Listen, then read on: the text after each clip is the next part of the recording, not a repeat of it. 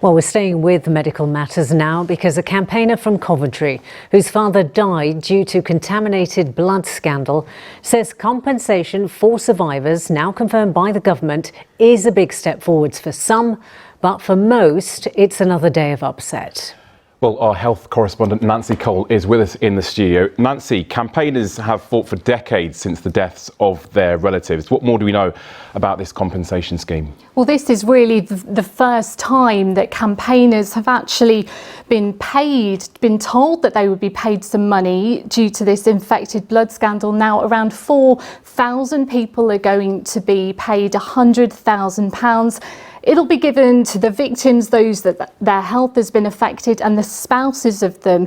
Now, this all dates back to the 70s and 80s. There was a new treatment called Factor 8, and it was really introduced to help people that had haemophilia and other blood conditions. It was something that helped their blood clots.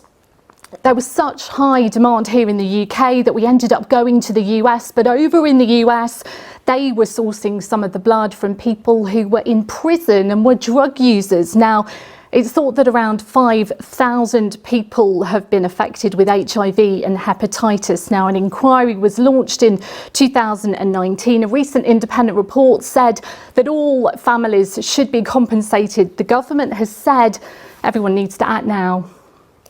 These are interim payments as we move towards the conclusions of the inquiry next year. But we felt the need to move very quickly on this as soon as the recommendations came through, because people sadly are dying on a far too regular basis. This is a profound scandal which has had a huge impact on far too many people. And while we can never compensate for that, hopefully this money will help. Nancy, we know that the campaigners have fought for decades for this compensation, but who is actually entitled to it? Well, as I said there, it's victims and their partners, but not everyone's going to receive the money. A family member that we've been following is Jason Evans from Coventry. His father died in 1993. Now, he won't get the payment because he's a child of and not the spouse. I think really the community as a whole are hoping to see that each person that has been infected, whether they are alive or they've died, would be recognised today. That hasn't happened. Only about a third of the impacted families have been recognised, but it is a step forward, and we're going to have to keep pushing, keep campaigning and keep fighting to get everybody included. Well, as Jason said there, it is a step forward in the right direction, but it just isn't far enough for many. Now, the inquiry ends next year, and it could see many more family members get compensation.